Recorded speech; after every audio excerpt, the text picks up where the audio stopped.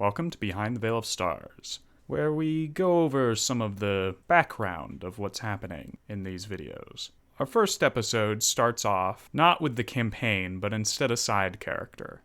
Valentia is an NPC who we'll see in the future of the series.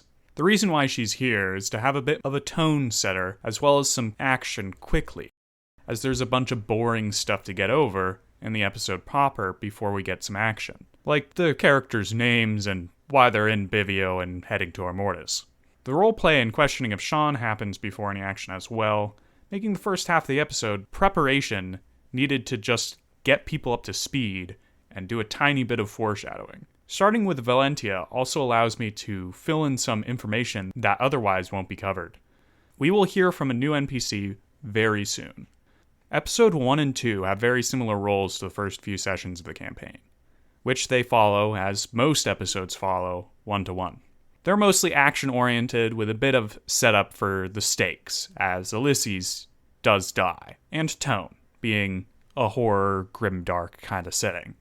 I will say that Ulysses was a character that I had originally made for playtesting the system that we used, and her death was a way to make room for that player's real character. I do get to introduce the three squires, though I will admit I gave Quad a lot more character in the video than he had at the table. Episode 3 is where the plot really begins in my book. This is what I had basically planned for the campaign in general, was once we get to the city, then things are going to start happening. But it's a really slow burn, which is why I had the opening in Bivio. My notes, because I, in my infinite hubris, thought the videos would start here at episode 3, also start at episode 3. We get introduced to a load of important characters, and get a quest for Fenrir, who drives most of the campaign through this motivation to find his sister. I would have liked to involve the other characters more personally in the plots and side quests and those kinds of things, but stuff like that can be difficult, especially when I don't have a lot of material to work with from the player's own backstories. Fenrir's backstory was extremely easy to work into the missing people's plot that I had already planned. The others don't have as easy pieces to put into this kind of plot structure. Believe it or not, this episode actually contains less than one session, as the session started with the hiking and the bird that last episode ended on. From this point on, the campaign takes place within and around Immortus. Sometimes, when I'm playing as a dungeon master, I'll roll a 20-sided die to figure out whether or not something happens. The higher the result, the better it is for the players. When determining whether or not the players found Alexander while searching for him in the city, I rolled one of these dice, and I got a 19. That's one of the reasons why Alexander is so easy to find. One of the big changes from the table to these videos was Alexander's character. I made him more skittish and more conspiratorial, because despite wearing a tinfoil hat in the game, it wasn't big enough for my tastes. After the first 2 sessions, things got way less structured, and I let the players just run around the city for the most part. In episode 4, Jonathan goes missing. This is because his player couldn't make it for weeks on end, basically the rest of the campaign. He shows up once, way later. To get this campaign going again, I may have spent a very long time annoying Cyan to get her to join so we could continue. For this game, since it's so story-oriented, I wanted at least 4 players for every session. This got a little bit hard to do when I only ended up starting with 4 players. And the other thing is, I have a lot of difficulty balancing combat encounters with 3 or less players.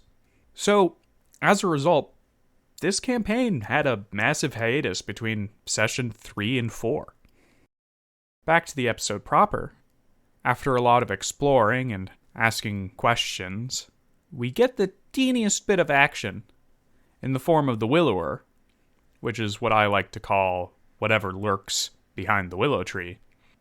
We get to see a little bit of Varder's friendlier side, and this session also spawned the first meme, and my players continued this wonderful practice throughout the campaign, although it really picked up towards the end. Episode 5 starts with Urlar's introduction and Katarina's scene with Visenya, both of which happened in a side session since we were missing people. I believe that Kat and Elidas were pretty lucky to find the bloody pit, but I didn't make any notes about whether or not they were lucky on it, and I did make the thing. Making something makes me want to show it to people. I hope my depiction of Matsman was right, as I remember my execution of the friendly but disturbing butcher being really good in game, but not necessarily replicatable. The party did a lot more experimenting with the mirror, all of which I forgot about and didn't write down. I do believe that Fenrir ended up touching the mirror before Kat and left a bloody handprint behind. He didn't feel any pain at this, but it was still pretty disturbing. In episode 6, we have a nice boss fight with Demon Cat, who had an obnoxious amount of AC, or armor class, making her very hard to hit. She did have the same AC as Katrina. Thus also begins Charlotte's massacre of boss throats. As she hits very hard, she ends up killing the vast majority of bosses, all of whom get their throats torn out, as apparently Charlotte has a thing for that. I tried to put more oomph into the scene where Malara chases her mother through the streets at night and meets an old man. In-game, the old man was just some random old man. But in the videos, well, we'll get there someday. This is also where Katarina is the first party member to gain Elder powers, which are very overpowered, but in her case, they cost HP. Episode 7. The big thing to mention here is that Visenya got a lot better at speaking from her game self, and the crowd has a bit of foreshadowing for a few characters that we see much later on. Something was very wrong about the execution, and it wasn't just the fact that it was a literal witch burning. Episode 8 actually consists of 2 sessions, with very little role-playing to go over, and my notes being very brief on the sessions. I managed to put them out very quickly, which is kinda nice. Here we get a bit more of my GM philosophy. Dungeons tend to give you choices between 2 doors, but those choices rarely seem to matter, and rarely are they made with any information. Maybe they hear sounds of monsters through one door. Maybe.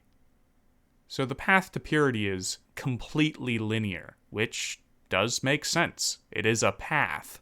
For many of the rooms, I tried to come up with something that could trip up the standard tabletop role-playing game player. The room with all the loot, only letting 1 thing out and not 2, was meant to potentially crush one of the players who had greedily snatched up more than they could handle. However, the players played very smart around it and completely mitigated the likelihood of a player getting stuck in the trap by tying all of the goodies to a rope and trying to bring them through after everyone was in the safe side of the hallway. The room with the masked man, who conveniently ends up with the worst initiative and goes last in the turn order, would have hit back for the same amount of damage you hit him for.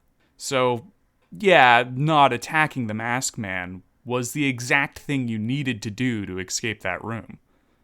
Had they attacked him, he would have sprung up, showing the red mask he wears on his face, scooped up a weapon from the ground, and copied the attack made against him. My hope was that the roll for initiative would have gotten them to attack, as very frequently, when you hear roll for initiative, the initial thought process is, oh shit, we're rolling for initiative. I better be proactive with my turn, do something instead of just sneak around the outside and run down the stairs. But apparently my players are too smart for this particular trap. Other rooms I wanted to do this on, like the vine and bedrooms, didn't quite work right. though the fruit is eaten later. Episode 9 brings us through the 10th session and 20% through the campaign, as we add 50 sessions. Although I suspect a lot of the other sessions may be condensed, like session 8 and 9. The dragon fight went amazingly, though a lot of this was due to the players not paying attention. The flame breath attack knocked out 2 of the players and left Malar on 4 or 5 HP from full. The thing hit for 19 damage. Fenrir and Katarina made their saving throws, only taking half of the damage. But Kat only had about 9 HP due to a trial she took. This boss fight had that perfect tabletop role-playing game boss fight moment of, we're doomed, aren't we? Of course, I made them play it out, and things recovered, and they snowballed a win.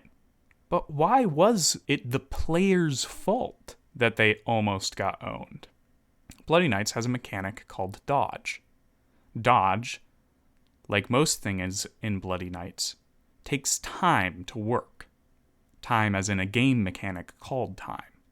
Attacking and drinking from the vial usually takes 3 time, dodging takes 2. All players have 5 time, and getting more is very difficult. At the end of your turn, you can spend any spare time to prepare for the next turn, forgoing dodging or making attacks of opportunity, to get a small bonus to hit or your defenses. At the end of Malar's turn that first round, I asked her player if he wanted to use the rest of her time. Fenrir's player said not to, telling XV, Malar's player, to save it for the boss's attacks in case they were dodgeable. XV didn't understand the mechanic, so I explained. You see, some attacks can be dodged, dramatically reducing their damage or avoiding it entirely. Neat. So, how do you know it can be dodged? When playtesting, I asked the players a question. Should I tell them when an attack could be dodged, or describe an attack in a manner that would seem dodgeable? As an example, the Gorgorger's cleaver lingers in the air for a brief moment before descending like coming doom. It was unanimous for the description. Now, I did have to repeat and rephrase a few times to get the rules across, so we spent about 10 minutes going over the dodge rule, which I suspect led into part of the reason why most of the players weren't paying attention. As a result, Malara saved her time, as Fenrir suggested. The dragon took the turn immediately after this occurred. I described the dragon's attack in a lengthy format, and then no one dodged the fire. I had just explained the dodge mechanic, and I had just explained that the dodge mechanic requires you to pay attention to my descriptions of attacks. I had just explained this all, and then immediately went into a description, a lengthy description and build up to an attack, and no one dodged. Not even Malara, who I had just explained the mechanic to. Not Fenrir, who had just told Malara to save the time to dodge. None of them. I was shocked. Now, I will admit, this may have been because I took too long to explain the rule. There were a few changes and added lines for the women that were rescued. They were supposed to be very aggressive, or at least very flirtatious after the fight with the dragon. And I just couldn't manage it that late into a session. When Fenrir went to sell the body parts from Demon Cat, there was a very entertaining interaction between them in the Roll20 chat. One of the other things that is rather lacking in the videos is Katarina's talk with the Thulazu, as I don't remember it very well and my notes weren't very good. Next time, we will be seeing pieces of a new NPC's background, Matthias Pent, High Lord of Immortus. Until then, feel free to ask questions in the comments below, and like and subscribe. Thanks for watching.